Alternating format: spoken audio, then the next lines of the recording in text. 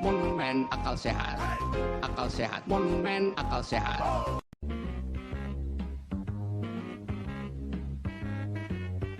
Kalau ada orang menggunakan kata people power seperti Pak Jokowi aja 2014 menggunakan people power. Pak Yusuf Kala aja pernah menggunakan kata people's power. Gimana Bang Abalin? Gimana? People, ada ngerti nggak artinya people power? Baik-baik. Artinya apa sih people power? Ada ngerti nggak? Menggunakan kekuatan rakyat itu Ada ngerti nggak? Saya mengerti. Apa artinya? Saya mengerti. Apa Tidak usah kau ajari saya itu. Apa dulu? Karena saya mengerti. Supaya kau dengar paham. dulu. Apa Kau dengar dulu artinya? Kau maksud people power. Apa? People dan power.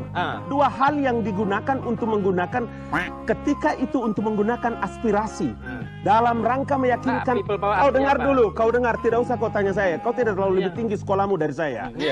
Karena itu menggunakan seluruh kekuatan rakyat untuk melaksanakan konsepsi demokrasi. Sah saja yang disebut Pak Yusuf Kala, yang disebut Pak Jokowi. Yang tidak sah Tapi Anda menggunakan people power itu untuk menjatuhkan sebuah pemerintahan yang sah. Yang mana? Udahlah Fadli, tidak usah mulutmu terlalu. Kau sampah mulutmu. Tuduhan ini sampah. Kau mengatakan Dari kau dulu boleh ini tidak sampah. datang di MK, tapi kau tidak boleh melakukan mengecilkan posisi MK.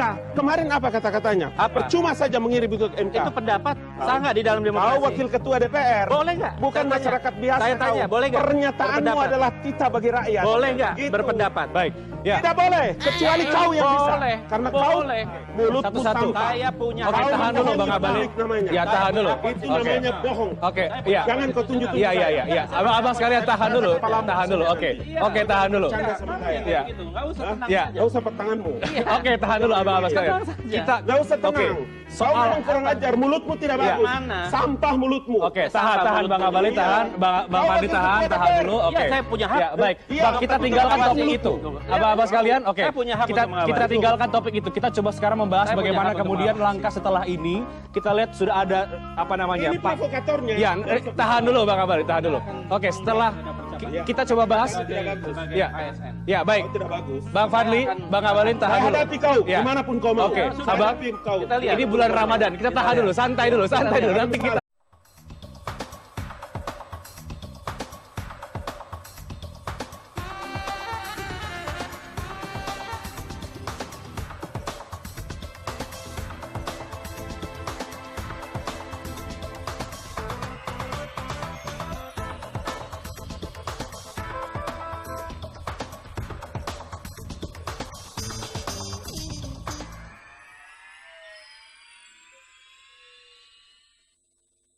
dipersembahkan oleh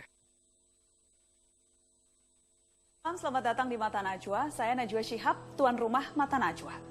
9 Juli tinggal seminggu lagi, ketegangan terasa kian meninggi. Kampanye memasuki hari-hari terakhir, tim sukses tambah keras berpikir. Satu sama lain saling mengawasi, gerak-gerik makin fokus di daerah kunci. Propaganda bertambah masif, tak peduli isinya negatif atau positif. Ketika waktu sudah sedemikian sempit, apakah akal sehat juga makin terhimpit? Inilah Mata Najwa. Pilih siapa? Prabowo atau Jokowi?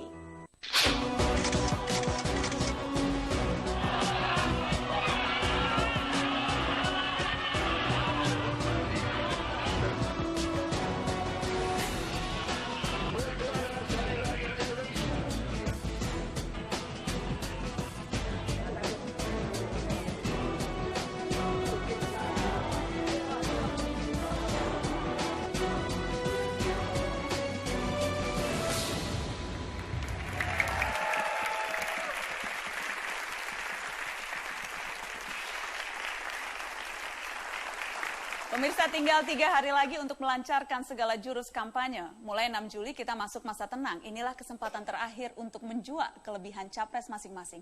Saya undang 2 tim kampanye dari 2 kubu capres untuk berorasi masing-masing 1 menit. Mengapa capresnya lebih layak pilih?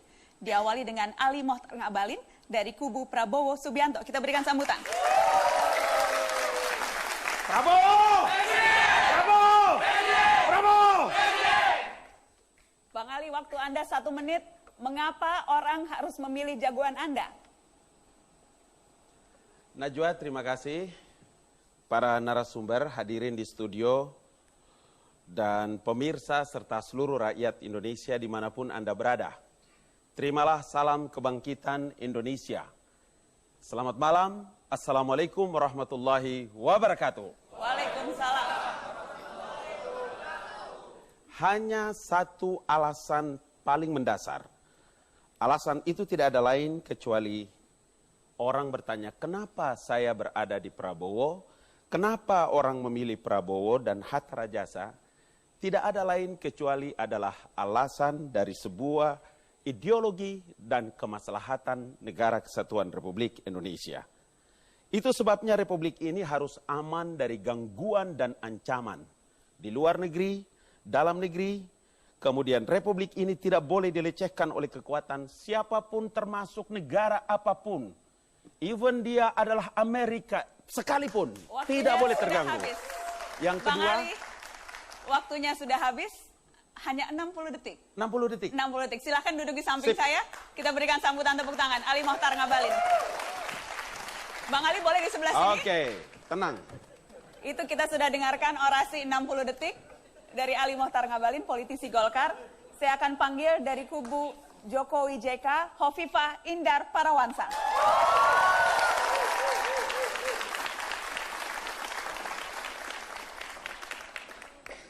Silakan Bu Hovifah, 1 menit. Ya, Assalamualaikum warahmatullahi wabarakatuh. Seluruh warga bangsa yang saya hormati, bahwa APBN di negeri ini tiap tahun tambahnya selalu di atas 100 triliun. Tapi mari kita lihat bahwa Human Development Index kita, indeks pembangunan manusia kita makin tahun bukan makin membaik, tapi makin menurun. Kenapa? Karena derajat kesehatan, derajat pendidikan dan kesejahteraan rakyatnya ternyata tidak membaik seperti naiknya APBN itu sendiri. Maka Jokowi JK menyiapkan Kartu Indonesia Sehat dan Kartu Indonesia Pintar. Harapannya adalah buruh, nelayan, para tentara, para polisi, para guru, anak-anaknya akan disekolahkan dengan baik, pintar, sehat, dan keluarganya sejahtera. Oleh karena itu, Kartu Indonesia Sehat dan Pintar ini akan menjadi bagian dari harapan seluruh warga bangsa di negeri ini. Agar hidupnya sejahtera, anaknya pintar, anaknya sehat. Suatu saat mereka boleh berharap menjadi dokter. Suatu saat mereka boleh berharap menjadi profesor, jadi jenderal. Waktunya 60 detik. Mari silakan bergabung. Iya, mantap. Mantap. Anda sendiri mengakui mantap, Bang Ali? Mantap, cuma terlalu cepat saya punya detiknya.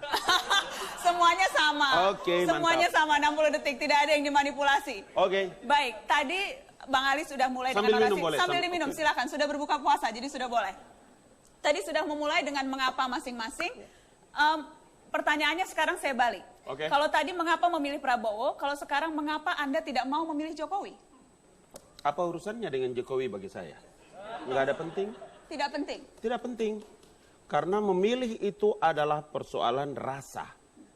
Orang memilih Presiden Indonesia ini bukan memilih satu di kota atau kabupaten. Enggak, Najwa. Republik Indonesia terlalu luas.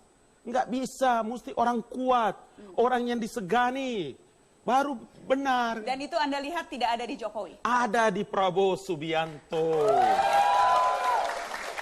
Bu Hovifah, pertanyaannya sama. Kenapa Anda tidak memilih Prabowo? Padahal tadi katanya ada di Prabowo Subianto ketegasan itu. Nggak bisa, negeri sebesar Indonesia nggak bisa dipimpin dengan gambling. Bahwa pengalaman yang terbukti dan teruji di dalam memimpin pemerintahan, baik di tingkat kota, di tingkat provinsi, itu menjadi bagian yang penting untuk mengantarkan kepemimpinan di tingkat nasional. Bagaimana kemudian kita mau mempertaruhkan bangsa ini kepada seorang yang belum memiliki track record di dalam kepemimpinan pemerintahan birokrasi sipil. Bang Ali, apa track record Prabowo yang bisa kemudian dijelaskan dan Tidak menjadi saja bukti? di Indonesia, Najwa, Bu Hovifah. Tidak ada saja di Indonesia. Seluruh dunia mengakui bahwa organisasi yang memiliki kemampuan manajemen dengan bagus, menyiapkan leadership yang bagus, itu adalah organisasi militer. Dan di Republik ini, latar belakang Jenderal Purnawirawan Prabowo Subianto itu tentara. Siapa yang bilang bahwa mantan Danjen Kopassus itu tidak punya track record? Siapa yang bilang bahwa Panglima Komando Strategi Angkatan Darat itu tidak punya kemampuan leadership dan manajemen? Memimpin birokrasi Nggak bisa. sipil. Oke. Memimpin birokrasi Tidak mesti sipil orang yang jadi saya presiden hormati. harus mantan wali kota, harus mantan gubernur yang belum selesai. Ya. Nggak bisa. Ya, saya rasa kita mesti melihat bahwa ada persoalan-persoalan kepemimpinan pemerintahan yang itu tidak bisa dibalik begitu saja dari kepemimpinan sipil, dari kepemimpinan militer, lalu kemudian dia harus menjadi pemimpin yang punya komunikasi dengan yudikatif, punya komunikasi dengan eksekutif tingkat lokal, tingkat regional, dan punya komunikasi dengan legislatif dengan baik. Nah, kepemimpinan yang sudah diuji dan dibuktikan dari kepemimpinan di tingkat lokal, di tingkat regional, sampai kemudian naik pada tingkat nasional, ini kan sebenarnya tinggal naik tangga saja. Sehingga kita tidak gambling gitu, bahwa negeri sebesar Indonesia dengan kekayaan yang luar biasa ini memang harus dipimpin oleh orang yang sudah teruji dan terbukti. Oke, baik. Bang Ali, Bu Hafifah, itu tadi dari versi masing-masing. Saya ingin kita bicara soal yang dirasa cukup mengganggu kalau kita bicara kampanye selama hampir 1 bulan ini, yaitu kampanye hitam. Oke. Soal kampanye hitam. Kubu mana yang paling banyak diserang oleh kampanye hitam? Apakah kubu Jokowi atau kubu Prabowo? Bu Hafifah? Saya melihat bahwa sebelum Pak Yusuf Kalla diputuskan menjadi wakil presiden bersama Pak Jokowi, itu yang namanya obor rakyat sudah keliling se-Indonesia. Itu isinya fully 100% fitnah. Itulah black campaign. Saya menyebut kalau kita itu confident dengan kandidat yang kita usung, ayo kita promote keunggulan kompetitif dan keunggulan komparatif. Jangan kemudian tebar fitnah. Terlalu mahal negeri ini kalau integrasi bangsa kemudian harus dibelah-belah, disayat-sayat karena keinginan menang dengan menghalalkan segala cara. Jadi jawabannya kubu Jokowi yang lebih banyak? Karena saya ingin klarifikasi ke kubu Prabowo. Karena ini terbukti. Ini terbukti gitu. Ya. Silakan Bang Ali. Yang pasti kami ini tidak panik. Kami tidak panik mau dibilang Prabowo itu penculik, mau dibilang Prabowo itu nggak punya istri. Saya datang ke Batam, pendeta-pendeta menyebutkan bahwa kalau Prabowo itu menang, kemudian ada etnis tertentu diusir, nanti rumah-rumah ibadat tertentu dibongkar dan lain. Kami pun tidak panik karena kami yakin bahwa ini adalah pertarungan yang bagus dan Prabowo Subianto serta Hatta Rajasa memesan santai, kalem, God never lie, God never sleep, Tuhan tidak tidur, Tuhan tahu bahwa insya Allah kita akan menang. Jadi kubu Prabowo juga merasa sama banyak ya diserang oleh kampanye hitam. Kalau saya bawa datang buku Black Campaign di atas meja ini, meja Najwa ini tidak muat. Tentang Prabowo mengkapitalisasikan Islam, tentang Prabowo membayar dan menggadaikan semua.